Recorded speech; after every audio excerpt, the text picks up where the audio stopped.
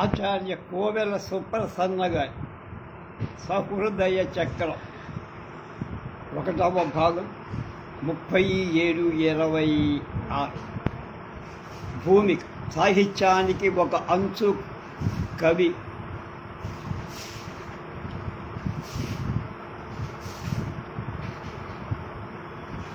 మరొక అంచు సహృదయం. ఈ రెండు బిందువులు ఒక చోటికి వచ్చిన సహృదయ చక్రం ఏర్పడుతుంది. సాహిత్యానుభవమంతా దీనితో ఆవిర్భవించింది. ఇదే సరస్వతి తత్వం. ఈ రచయిత 1957 నుంచి 59లో MA చదువుతున్న రోజుల నుంచి అప్పుడప్పుడు రాస్తూ ప్రకటించిన వ్యాసాలు కొన్నింటిని ఈ సంపుటంలో అందిస్తారు. అయితే సంపుటీకరింపవలసిన వ్యాసాలు మరి 2-3 సంపుటాలు రావచ్చు. సహృదయుడు తనకు కలిగిన సాహిత్యానుభవాన్ని ఇతరులతో కలిగినప్పుడు విమర్శకుడవుతారు. అంతఃస్ఫరణమైన ఈ అనుభవం కలిగించిన అభివ్యక్తిని నిదానించి పరికించి తన మనస్సును శబ్దము, భావము, నాదము, సంఘటనము, ఇతర అంశము విచ్చుకొన్న తామర పువ్వుల పరిమళ మాధుర్యంలో నింపిందో దాన్ని అందుకోవటానికి ప్రయత్నం చేస్తాం. సహృదయుని మనసు ఆ అపూర్వ అనుభవం కోసం ఎదురు చూస్తూ ఉంటుంది. అది ఎక్కడ లభిస్తే ఆ స్థానం నుంచి దాన్ని గ్రహిస్తుంది. కొన్ని దిక్కులు మూసుకొని కొన్ని ఎత్తులకు చూపు తప్పించి ఏదైనా దేశాయిక కాలైక దృష్టితో పరిమిత స్థానంలోని అనుభవాన్ని పొందడం సహృదయుడు సంగీతం కాలంలోను, చిత్రకళ దేశంలోను, కవిత్వం దేశ కాలాలలోనూ వ్యక్తమవు. అయితే అవి అన్నీ క్రమంగా దేశకాల పరిమితులను అతిక్రమించి జీవిస్తాయి. అందువలనే కవిత్వానుభవం దేశకాలాల మార్పు వల్ల వృద్ధి పొందుతూ దేశకాల చైతన్యాన్ని అనుసరించి అనంతంగా వ్యాఖ్యానింపబడుతూ, అందువల్ల ఏ మహాగ్రంథానికై వ్యాఖ్యానం చేసేటప్పుడు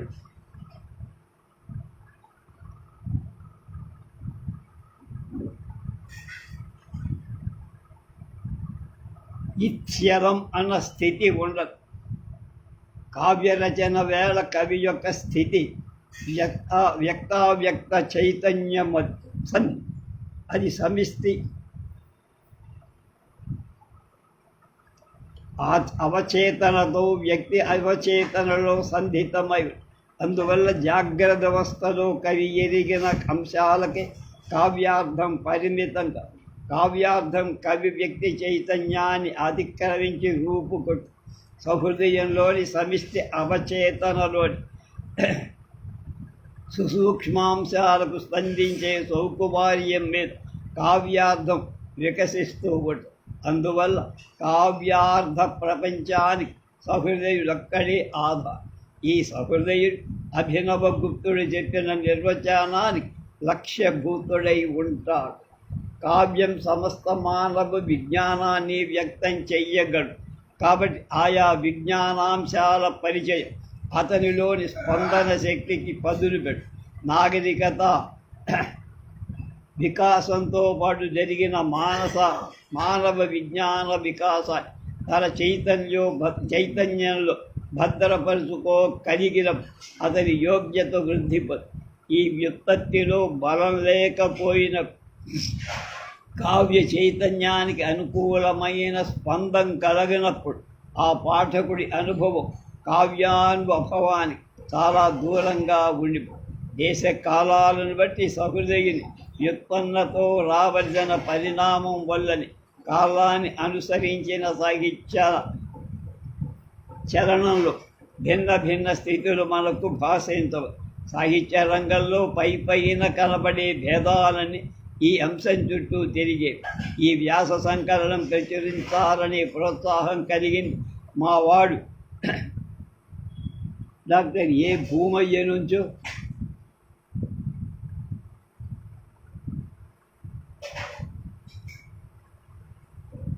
భూమయ్య నుంచి దానికి కార్యరూపం రావడానికి డాక్టర్ ప్రసాదరాయ కులపతి గారు, శ్రీమాన్ వి కుమార ఆచార్యులు గారు హేతు. వీరిద్దరికీ కృతజ్ఞ. రచయిత ఒక చోట హత్స, వేరొక చోట కావటం వల్ల హత్తు తప్పుడు తప్పదు. చదువరులు వాటిని సవరించుకోగలరని ఈ వ్యాసాలను ఆయా కాలాలలో ప్రచురించిన సంపత్తిగా సంపాదకులకు కృతజ్ఞత. ఇవన్నీ ఒకసారి రాసినవి కావు. రచనలు అభివ్యక్తిలో పరిణామం కనబడుతుంది. కొంతకాలం అపరిణత రచన కూడా ఉందని రచయితకు తెలుసు. అయినా విషయం మీద ఉండే ఆసక్తి వల్ల వీటిని సంపుటీకరించడం జరిగింది. పుస్తకాన్ని అనుకున్న కాలంలో ముద్రించిన వెల్కమ్ ప్రెస్ ప్రైవేట్ లిమిటెడ్ వారికి ధన్యవాదాలు. ఈ పుస్తకం 1983లో, అంటే అదొక 17, ఇదొక 26, దాదాపు 43 ఏళ్ల క్రితం ఈ మాటలు రాసింది సుప్రసన్నాచార్య గారు. నమస్సులు సాహిత్య విద్యా సంప్రదాయ ప్రవర్తకులకు, గురువులకు, సహృదయులకు అంకితం. మైత్రికి ప్రతీక శ్రీమాన్ కె రామానుజాచార్యులు గారు.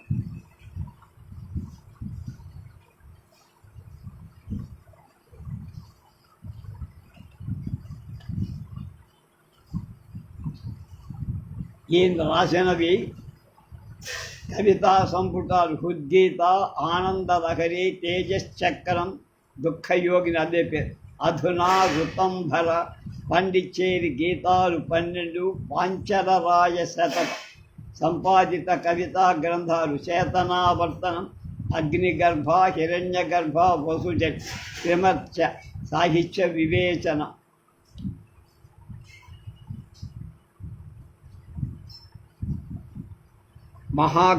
మొదటి వ్యాసం మహాగ్రంథాలు సహృదయ చక్రం. మహాగ్రంథాలు చదవటం ఒక విలక్షణ అనుభవం. ప్రతి జాతికి మహాగ్రంథాలు ఆ జాతీయ భావస్పందనాన్ని ఆవిష్కరించేవిగా ఉంటాయి. ఏ సారస్వతంలోనైనా ఉత్తమ గ్రంథం ఆవిర్భవించిందంటే దాని వెనకాల ఆ జనుల జీవన అనుభవం, భావ చైతన్యం, భౌతిక, మానసిక, ఆధ్యాత్మిక ప్రాణపరిధులు కొన్ని శతాబ్దాల వలయంలో ఎలా పరిక్రమించింది సువ్యక్తం చేస్తుంది. రచనకు ఒక వాహకం కావాలి, అది దాని ద్వారానే అభివ్యక్తము. రచనకు మూలమైన భావ ప్రతీతి ప్రాణమైతే దానికి శబ్దం శరీరం రెండు సుందరంగా సంయోజింపబడటం సాహిత్యంలో ఒక విలక్షణ సన్నివేశం. శబ్దం లేని భావ ప్రతీతి గాలిలో ఈదే గడుసు దెయ్యం. భావ ప్రతీతి లేని శబ్దయోజనం నిర్జీవ శరీరం. దయ్యమైన శవమైన రెండు సమాజం పరిహరించే అంశాలే. సమిష్టిగా ఈ రచయిత ముఖాన ఆవిష్కృతమవుతోంది. ఒక మహాగ్రంథం ఆవిష్కృతమైన ఆ జనుల జీవన చైతన్య శక్తి అంతా అతడి ముఖాన వ్యక్తమవుతున్నదని అందుకే రచయిత ఆ జనులందరికీ వారి సంస్కారాలకందరికీ సజీవ ప్రతినిధి అవుతారు. రచయిత వైయక్తికమైన సంస్కార విశేషాలు, వాటిలోని వికారాలు ఎక్కడో దానిలో వ్యక్తమైన స్థల కాలాలను ఆక్రమించగలిగి రచనా శైలి వైశిష్ట్యం చేత అవి ఆ మహారచనలో అంతర్ధానమైపోయి మహాగ్రంథం బహుముఖ వ్యక్తీకరణ సామర్థ్యం కలిగి ఒక చదువరికో ఒక కాలానికో సంపూర్ణంగా అవగాహన అయిన తర్వాత కాలానికి చెప్పదగిన అంశం వెంటూ ఏమీ లేకపోతే పరిస్థితి ఆ రచనకు కలగదు. కాలానికే ఒక కొత్త భావస్పందం కలిగి స్ఫరింపజేస్తూ ఆయా వేళలకు అనుకూలంగా సజీవంగా తన ఆత్మధర్మ ప్రకాశింపజేస్తూ సాక్షాత్కరిస్తూ ఒక విధంగా భగవంతుడి అవతార విశేషాలు ఎలాంటివో మహాగ్రంథం ఆయా కాలాల్లో సంస్ఫురించే భావ విశిష్ట రూపాంతరాలు అలాంటి. మహారచన భూమిక. ఏ రచన అయినా 3 భూమికలలో సువ్యక్తము. రచయిత రచనా వైలక్ష్యం ఒకటి, తత్కాల చైతన్యంలోని ప్రధాన లక్షణాలన్నింటినీ ప్రస్ఫుటం చెయ్యగల గాఢత్వం రెండు. మూడోది దేశకాలాలకు అతీతంగా మానవీయ చైతన్య లక్షణాలు రూపు కట్టించే శక్తి. మొదటి లక్షణం ఆ రచన జీవించడానికి, సహృదయ లోకానికి ఒక చైతన్యం అందించడానికి అవసరమై. ఇది ఏ గ్రంథానికైన ప్రాథమిక లక్ష్యం. ఇది లేకపోతే అది తెరమరుగు పోక తప్పు. ఇక రెండో అంశం రచనను ఆ కాలానికి ప్రాతినిధ్యం వహించేదిగా నిలబడు. కాలాన్ని స్ఫురింప చేయటంతో పాటు ఆ జాతి జనుల గత జీవిత తత్వాన్ని, సంప్రదాయాన్ని తన కాల చైతన్యంతో అనుసంధించి చూపడం వల్ల ఈ రచన ఆ జాతి జనులకు శరణ్యమైన మరొక తీర్థంగా నిలిచిపో. అయిన రచనగా మొదటి లక్షణం చేత, ప్రాచుర్యం గల రచనగా రెండో లక్షణం చేత రూపొందిన ఆకృతి మహాగ్రంథత్వం సిద్ధించడం దానిలోని మూడో లక్షణం చేత. అది సార్వజనీనం, సార్వకాలీనం కాదు. అందుకోసం మానవులోని మౌలిక ఇంద్రియానుభవాలను, మానసిక భావుక సంఘర్షణలు, సృష్టిలోని వైయధ్యాన్ని, వైచిత్ర్యాన్ని, ఇంతటి మానవ శక్తికి అసాధ్యంగా నిలిచి ఉన్న ఉత్తాలమైన విధి ప్రకృతి దైవశక్తులను చిత్రించడం అవసరం. ఏదైనా మహాగ్రంథం విషయంలో ఈ మూడు భుజాలై ఒక త్రిభుజం ఏర్పడుతుంది. ఈ త్రిభుజం మధ్యలో అంతా అనుభూతి విశేష, సౌందర్య విజ్ఞానాలు రెండు బిందువు. ఊర్ధ్వ బిందువు సాధారణీకరణ, నూతన మూల్యాల ఆవిష్కరణ. ప్రతి మహాగ్రంథం సాహిత్య రంగంలో నూతన మూల్యాలను ఆవిష్కరి. తత్పూర్వం ఏమైనా మాదిరులున్న వాటిని అన్నిటినీ గ్రహణం పట్టి సాహిత్య రూపం మళ్ళీ రూపుదిద్దుకోండి. పాత ప్రయాణాలు దాని సరిపడ తామే సర్దుకుంటాయి. సరికొత్త నిర్మాణ వైభవం నెలపడి మళ్ళీ ఈ నిర్మాణ వైభవం ప్రశ్నించగలిగే కొత్త రూపం వచ్చేదాకా అది అప్రతిగతంగా రాజ్యమే. మహాగ్రంథం ఉద్భవించేందుకు లోకం నుంచి అనుభవాన్ని, శబ్దపు సంపుటులను, విశిష్ట వ్యక్తిత్వాలను లెక్కలేనంతగా పీల్చేస్తుంది. ఇది పుట్టిన తరువాత దానిలోని అనుభవాలను, శబ్ద సంపుటులను, వ్యక్తిత్వాలను లోకం తన చుట్టూ సాక్షాత్కరింప చేసుకో. అలాంటి గ్రంథాలలోని పాత్రుడు జీవించిన వ్యక్తుల కంటే, సన్నిహితులైన వారి కంటే స్పష్టమైన సజీవ రేఖలతో బతుకుతారు. సాధారణంగా మహాగ్రంథ నిర్మాణం సర్వతోగాఢంగా సంక్షిప్తంగా సామాన్య కళాత్మక మూల్యాలకు కట్టుబడిందిగా ఉండదు. కొంత విరళంగా, కొంత అవిరళంగా సాగిపోతుంది. శైలి వైవిధ్యం కూడా శతముఖాల సాక్షాత్కరిస్తుంది. భాషా సంస్కారం స్థాయి కూడా ఎన్నో అంతస్తులతో మహాగ్రంథంలో కనపడుతుంది. ఇంతవరకు మహాగ్రంథం అన్న మాట ఇంగ్లీషులో క్లాసిక్ అన్న మాటకు సన్నిహితమైందిగా భావించబడి, మానవీయ అనుభవాల చిత్రణలో ప్రధానమైంది శృంగారం, కరుణ చిత్రించడం. శృంగారం సృష్టికి, కరుణం మరణానికి సంకేతం. జీవనమంతా ఈ రెండు బిందువుల మధ్య సాగే రేఖ కావటం చేత సమస్త మానవాళి శిరోధార్యంగా భావించే అన్ని మహాగ్రంథాల వస్తువులు స్త్రీ పుంస యోగం. మానవ జీవితంలోని నిత్య జాగృతమై మేల్కొని ఉన్న మృత్యు సృష్టి ఆరంభంలో సాగడం మొదలైతే అది మృత్యువు పర్యంతం దానికి అభిముఖంగా సాగే. ఈ రేఖ అంతా దాని చివర నిలిచి ఉన్న మృత్యు వ్యాఘ్రాన్ని దృష్టిలో పెట్టుకొని భయంకరంగా సాగు. భయం పాపానికి, పిరికితనానికి హేతు. మానవ జీవితమంతా ఈ మృత్యు దంశ్రాభిముఖంగా, భయం బంధురంగా సాగిపోవటానికి ఇంతకన్నా వేరే కారణం ఏముంటుంది? అందువల్ల జీవనమంతా మృత్యు ఛాయా వలితమై, అంటే చుట్టుబడి దుఃఖ నియమితమవు. అందువల్ల సాహిత్యం ప్రధానంగా మానవ జీవన వస్తుకమై దుఃఖ ప్రధానంగా రూపొందగతం ఆరంభమయ్యే బిందు శృంగారం సుఖలక్షితమే అయిన దాని విస్తార రూపమైన ఈ జీవన వలయమంతా దుఃఖ నివృత్తి అవుతారు. ఈ విధంగా ఈ మహాగ్రంథమైన దుఃఖ ఛాయా ఆవృతం కాని కాక తప్ప రచన అంతా అంతర్నిబద్ధమై ఏదో శోకలయ స్పందిస్తూనే ఉంటుంది.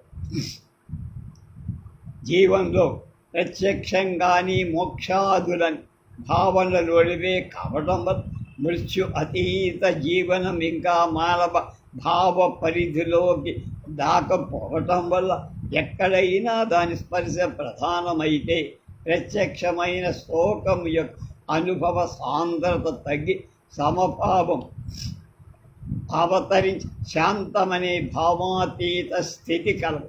బతుకులో ఆవరించిన దుఃఖం తన పూర్వ రూపాలలో రౌద్ర భయానక బీభత్సాలుగా కలిపి కార్యం విఫలమైన తత్హేతువునందు అంటే దాని కారణం క్రోధం అనిష్ట కారణం తీవ్ర స్థాయిలో రూపొందినప్పుడు భయానకం క్రోధం భయానకాల ప్రకృతి ఫలితాలు జుగుప్సాకారకమైన బీభత్స అన్నీ దుఃఖస్థాయి అయి కరుణకు అభిముఖంగా ఆ వైపుకు సాగు. ఈ విధంగా సగం రసప్రపంచం కరుణ కల్లోల సమానిష్టం కలిగిన సగం మిగిలిన సగం ప్రపంచం కూడా ఈ బిందువులకు అభిముఖంగా సాగు. కరుణ రసాభిముఖంగా స్త్రీ పుంసయోగమైన రతిబిందు శృంగారమై ఆనందలోక ప్రతిఫలం కాగా దాని వైఫల్యం విరహమై శోకహేతువు కవుతారు. హాస్యం ఒక విచిత్రమైన రస సృష్టిలోని అనౌచిత్యమే హాస్యహేతువు. ఈ హాస్య భావన వెంబడి ఈ అనౌచిత్యాన్ని గుర్తించి కాదని ఎంచిన మనోలక్షణం ఉంది. స్వగతం కాదని అనుకున్నప్పుడు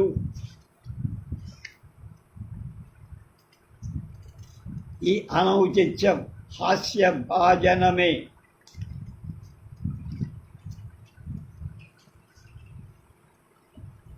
అయితే సమిష్టి చైతన్య స్థాయిలో సర్వాన్ని స్వాయత్తీకరించుకునే లక్షణం దానికోసం లోపల వ్యధ చెందుతూనే ఉంటుంది.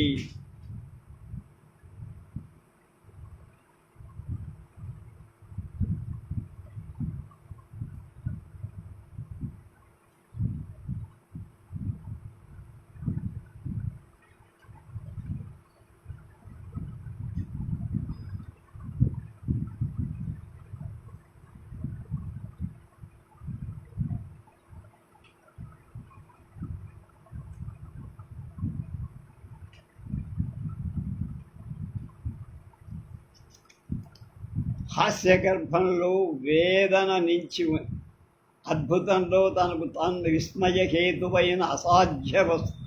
ఈ అసాధ్య వస్తువును సాధించడం కోసం కంటకాకీర్ణ మార్గంలో సాగిపోయే నిశ్చయాత్మకమైన ఉత్సాహం వీరానికి కారణమై స్వయం స్వీకృతమైన వ్యథా మార్గంలో సాగుతూ ఉంటాం. ఈ విశ్లేషణ క్రమంగా చూస్తే శృంగార హాస్యాద్భుత వీరాలు కూడా క్రమంగా కరుణ రసాభిముఖంగానే అనుభవ రేఖను సాగిస్తున్నట్టుగా కనపడుతుంది. జీవుడి వేద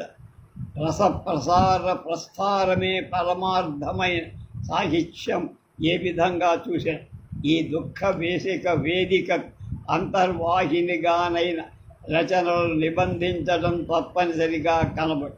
ఇంకా స్థితిహేతుకమైన శృంగారం కావ్య వస్తువే అయినా దానికి రక్తమాంసాలైన కథావస్తు అవసరమై స్త్రీ పుంయోగ ఫలాభిముఖంగా పూర్వ విరహాన్ని అసంయోగం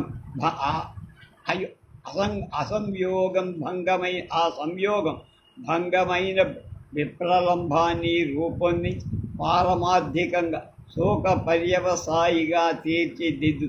వేదాంత పద్ధతిలో ఆనందమయమైన బ్రహ్మవస్తువు దేశ కాలాదుల చేత పరిచ్ఛిన్నమైన జీవనోపాధి పొందినప్పటి నుంచి దుఃఖం ఆరంభము. ఈ దుఃఖం మళ్ళీ స్వస్వరూప ప్రాప్తి పర్యంతం అనుగమించేదే అవుతుంది. ఈ జీవుని వేదన అది సమస్త సాహిత్య సృష్టికి మౌలిక ప్రేరణ. సర్వరస ప్రపంచ విస్తారానికి మూలభూమి, సర్వకావ్య శిల్పానికి అంతరాత్మ. అందుకే అమ్మా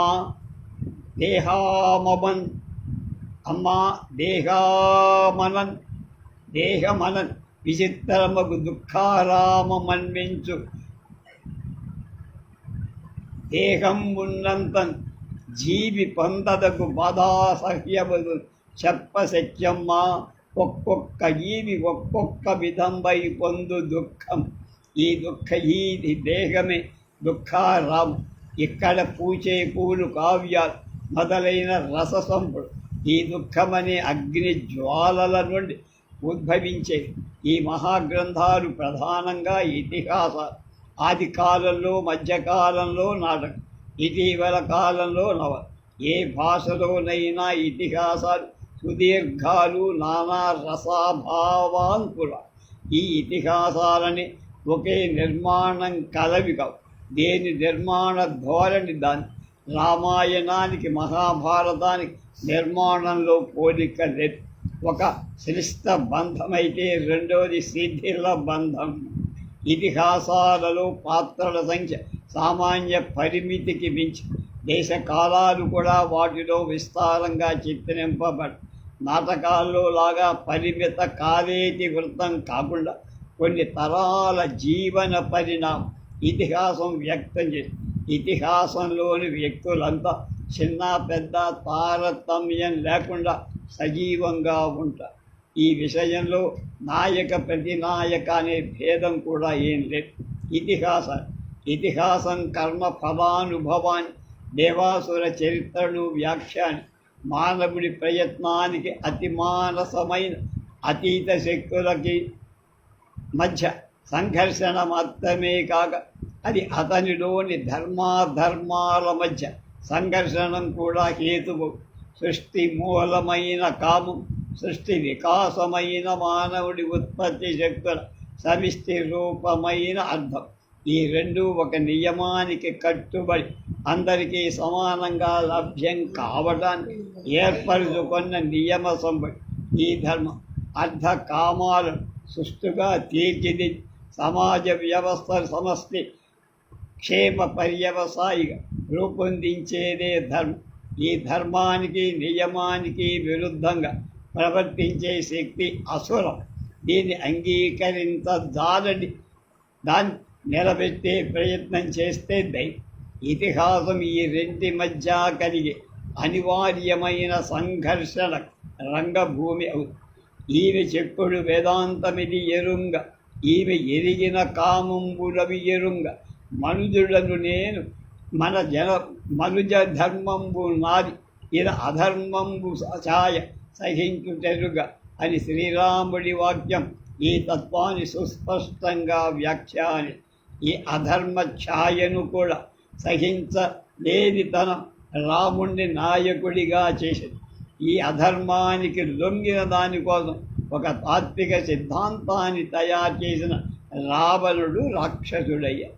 సంపూర్ణ ఇతిహాసంలో ఎక్కడో ఒక్క మాటలో, ఒక వాక్యంలో ఒక సంపూర్ణ జీవితాన్ని వ్యాఖ్యానించి చూపుతారు. రామాయణంలో రుమా సుగ్రీవుడి భార్య. వారి ఆమెను చెరపట్టాడని సుగ్రీవుడు జయించాక ఆమె మళ్ళీ సుగ్రీవ వశమైందని కథ చెప్తారు. అయితే ఆమె జీవనం ఒక చిత్ర లక్షణంగా ఆ సుగ్రీవుడు తారాగతమైన మహోల్బణం కలవ దుందివి వారిని చంపాడనుకున్న తారను వెంటనే గ్రహించారు.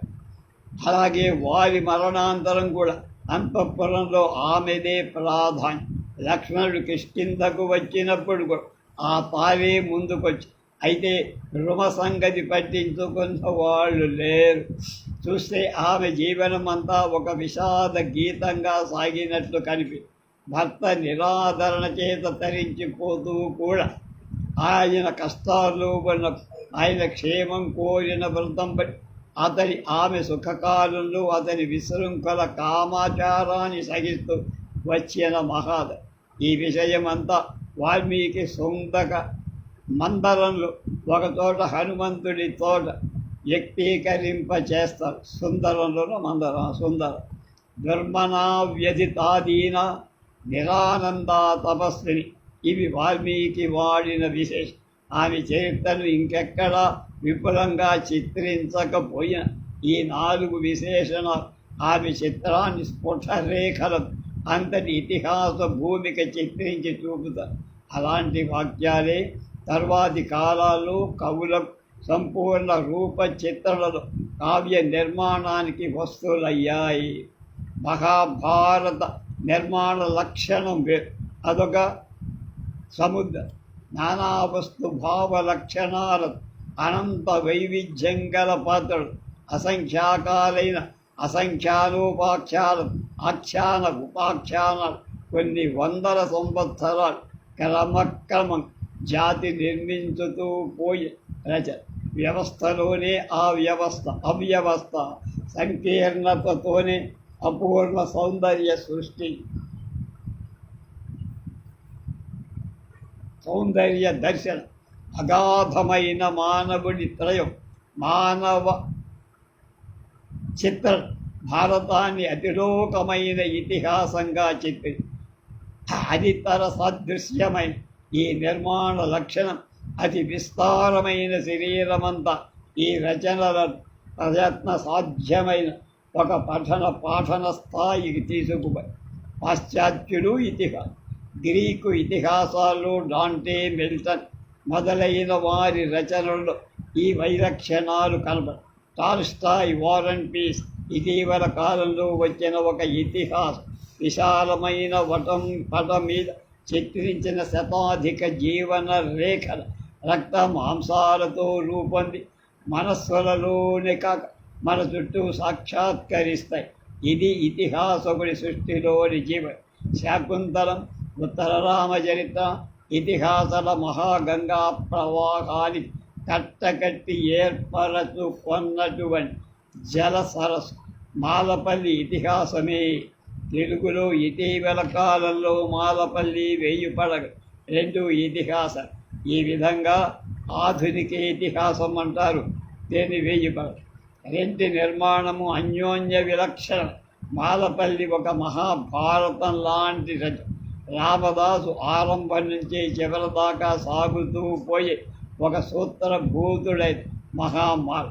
ఆరంభంలో భూమిని పొలాన్ని ఆశ్రయించి కనిపించిన వ్యక్తి క్రమంగా విస్తరించడం, సామాజిక చైతన్యాన్ని ఆవరించడం, తర్వాత క్రమంగా తనలోనికి తాను ఉపసంహరించుకోవడం, చివరకు ఆత్మతత్వాన్ని గ్రహించి అహంకార మమకారాలు చేసి జీవన్ముక్త దశకు చేరుకొని దశ దాకా పరిణమించడం ఈ నవల ప్రధానంగా సంగదాస్, ఆయన గురువు ఉచ్చయ్య గారు వారి సంవాదం యుద్ధానికి ముందు కృష్ణార్జున సంవాదం లాంటి.